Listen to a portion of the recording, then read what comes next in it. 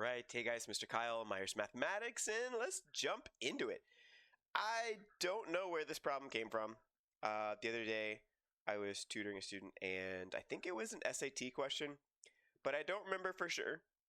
And I should have wrote it down who it was, but I was like, oh yeah, let me look at this problem, because you can solve it with a calculator, but it was right at the end, and I had another student right after them, and all right, I'm just making excuses. This is a hard problem. So, but it's easier to get it done if I'm not kind of in a teacher mode. I'm more of in a student mode. So, you can see the answer here is 210. These are mostly my scribbles, so I figure we would start here, and you can check this out. You can take a screen clip of that if you need to, and clip out my face or whatever. But I figured what I would do is let you look at this for a second, and you can pause if you need a little longer. But what I want to do is I want to resolve it, because you can solve this with a calculator with not that much issue. What you would do is you would just take this equation right here, basically, and you would multiply 3 by 2 to the 3k plus 9, and set that equal to y. So k would be x. You don't have to necessarily call it x unless you're using graphing calculator. If you're using Desmos, it doesn't care what you call it. If you call it k, you call it x, it knows what you mean. But you could use x if you really wanted to. And then that all would be equal to y, and then set another equation equal to y. That would be 2 to the 6k plus 9. And then you can figure out what k is, and you can figure out what 2 to the 6k plus 9 is, and 2 to the 3k plus 9. You can figure out what all of that stuff is. You figure out what k is, and on the calculator, it tells you a decimal approximation from what k is. But you can figure out what k is there's several different ways you can figure out what k is. So here's just a few ways you could do it if you know that those values are 15 and 45 respectively. So there's quite a few ways to do it with a calculator, because you can just solve the equations that way. And you can also do these calculations. You can find out what k is mathematically and get at least approximation, and then you could, take a bunch of decimal places, and then you'd probably end up with exactly 210 or something really close to it for the answer, and then you'd know, oh, okay, well, it's supposed to be exactly 210. But what I want to do with this video is I want to show you how to do this without a calculator. One, because I don't know if this was SAT or not. If it is SAT, then, at the time of doing this, we have officially switched over. As far as I know, everybody has switched over. Actually, US was the last to switch over. So yeah, definitely everybody has switched over to online, and you're allowed to use a calculator for the whole thing. At least, as of November of 2024. I don't know if they'll ever change their mind again. I don't think they will. I think they're going to be calculator forever at this point. But let's do this. We're going to take this. I'm going to blow this up a little bit here. And you can also kind of see the grid lines a little bit if we blow it up. If we take that down and then blow it up. You can start to see those grid lines a little bit. You should be able to, at least. I can see them.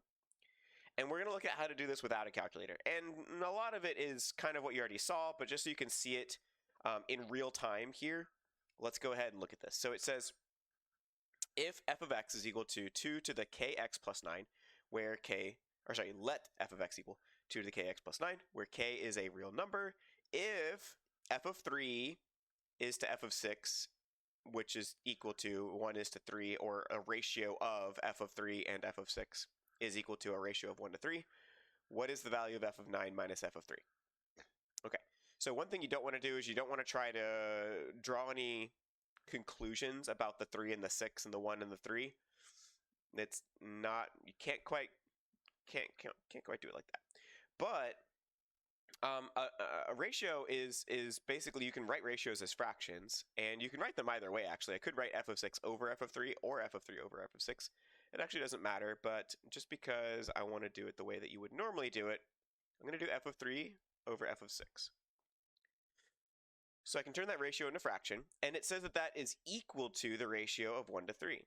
So what that means is, whatever f of 3 is, if I times f of 3 by 3, so if I cross multiply, I can also get this. 3 times f of 3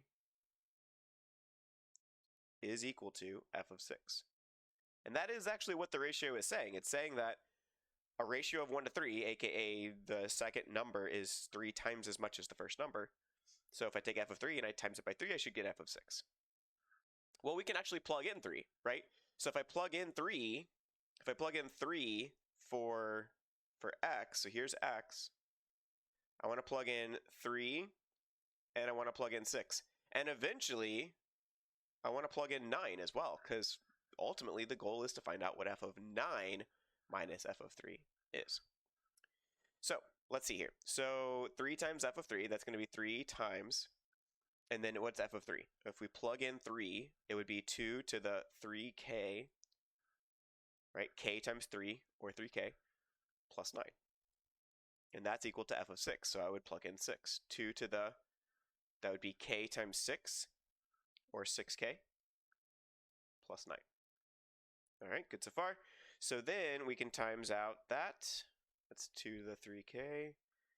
There, 3 times 2 to the 3k, plus 3 times 9, I have to distribute, so that's 27. 2 to the 6k, plus 9. So let's get everything on one side. If I subtract all of that, I can put it over here. And I can subtract that 27 on both sides while I'm at it. Oh, I just realized you guys can't see this yet. Okay, hold on. Scrolling down. There we go. Okay, you guys can see it again. Forgot I'm over here on the right-hand side where my face is. You guys can see my face, but I can't see my face. It doesn't show up on my screen unless I'm looking over here. There we go. Okay, so 0 is equal to, that's 2 to the 6k. So notice that 2 to the 6k is like twice the power of 2 to the 3k. And so, actually, you know what? I'm going to use a u-sub. I didn't on the other one, but I'm going to use a u-sub because a u-sub kind of helps you to see what's going on. So 2 to the 6k minus 3 times 2 to the 3k, and then 9 minus 27 is going to be negative 18. Okay, so you might not recognize it right now, but if we do a little u-sub action over here, u is equal to 2 to the 3k. Think about it. If I square both sides, if I square this, power to a power, you multiply the powers. So that's going to be equal 2 to the 6k. So this is 0 is equal to u squared minus 3u minus 18. And now that probably looks a little bit familiar. That probably looks a little familiar. Let me blow this up even more so you guys can see that better. And so I'm not constantly trying to look over here to see if I'm writing on top of my face. So then we can just factor it. We can just factor it. Factors of 18, so what? 1 and 18, 2 and 9, 3 and 6. Looks like 3 and 6 works. 3 times 6 is 18. We need one of them to be negative, and if we make the 6 negative, that's positive 3 minus 6. I almost said plausitive. I think I said plausitive. If you want to go back and check, let me know. I'm pretty sorry I said plausitive. That's not a word, but positive is a word. So u is equal to either negative 3 or positive 6. And remember, u is equal to 2 to the 3k. So is negative 3 going to equal 2 to the 3k? I don't think so. Because if you think about what k could equal, k is a real number. It said k was a real number. Okay, so let's think about the different kinds of real numbers. There's 0. So that'd be 2 to the 0 power, which is 1. That's not negative. What about if we make k negative? Okay, let's say k is negative 1. So that'd be 2 to the negative 3 power, which would be 1/8. It's still a positive number. And if you make it more negative, it's not going to make it become negative at some point. If you get a big enough negative, it's just going to make it a smaller fraction and get closer to 0. And then if k is some sort of positive number, you end up with the same thing. If k is some sort of fraction, maybe some sort of rational number, that would just make it a square root, which would make it an irrational number. If you have a rational power, you're pretty much going to have an irrational number going on there. Yeah, and even if you were to use some sort of irrational number, right? Rational numbers and irrational numbers are everything that makes up real numbers. There's no number that's a real number that isn't either rational or irrational. And if you made it some sort of square root number, that probably wouldn't help either. So it looks like there's no way to make that negative. And in fact, if you look at exponential functions, unless you shift the function down, exponential functions are always positive. They're always above the x-axis. So that's not going to happen. However, 6 can be equal to 2 to the 3k. There is a value of k which would make that 6, because if you think about it, if k is 1, that'd be 2 to the third power, which is 8. That's too high. If k was 0, that would be 2 to the 0 power, which is 1. That's too low. But k can be any real number. So there's going to be some sort of real number that exists that's between 0 and 1 that would give us the value of 6 once we take 2 to that power. Right? Because you can use irrational, you can use rational numbers. You can use whatever you got to use. And it would be some sort of irrational number, actually. But that can work, and I don't need to go any further than this. So here's the thing. I don't remember if it was an SAT question or not. I keep thinking it was. It might have been. But here's the thing, is we don't really need to go any further than this, because there's not really a whole lot else we can do. And this is good enough, actually, that we can just take this and move on with it. So I'm actually going to take this, and I'm going to copy this. And we're going to go back up over here. Go over to the left-hand side a little bit. Let's see if I can just put it right here. Can I do that? Okay, maybe not. Let's try that. There we go. Paste. Okay. So we know that this is a thing, and let's stick this over here maybe. So we know that's a thing. Okay, so that's helpful. We have an idea of what that is. Now we want to ultimately know what f of 9 minus f of 3 is. There's no way to know what f of 9 is unless you know what k is. We could solve for k. Again, that's a thing you could do. I don't think we need to go that far, though. F of 9, let's just plug it in here. F of 9 would be 2 to the k times 9, so 9k plus 9. And then f of 3. F of 3 is 2 to the 3k plus 9. And we're trying to subtract these, right? Which means we're trying to subtract that as well. So that's 9 minus 9 is just 0. And then this would just be 2 to the 9k minus 2 to the 3k. Okay. Well, we can rewrite this a little bit because we can figure out what that is. Another thing you could do is you could distribute it out, or factor it out, I mean. So we could say that this is, let's put this over here maybe. We could say that's 2 to the 3k. This is just one way to do it. There's a couple different ways to do it at this point. Remember, power times the power, you add the powers. So this would be 2 to the 6k minus 1. All right, so think about it. If I distribute that back out, that's going to be 2. The bases are still both 2. And if I do power times the power, I add the powers. 3k plus 6k is 9k. And then 2 to the 3k times a negative 1 would be that minus 2 to the 3k. This is just one way to do it. We know that 6 is equal to 2 to the 3k. So this would be equal to 6 times. And then what is this? This is just 2 to the 3k squared. We found that out earlier. This is 2 to the 3k squared, right? And 2 to the 3k we know is equal to 6. So then this is equal to 6 as well. 6 times, and then that 6 squared is 36 minus 1, which is 35, and then 35 times 6. All right, so then 6 times 5 is 33, 6, 3, 18, plus 3 more, 210.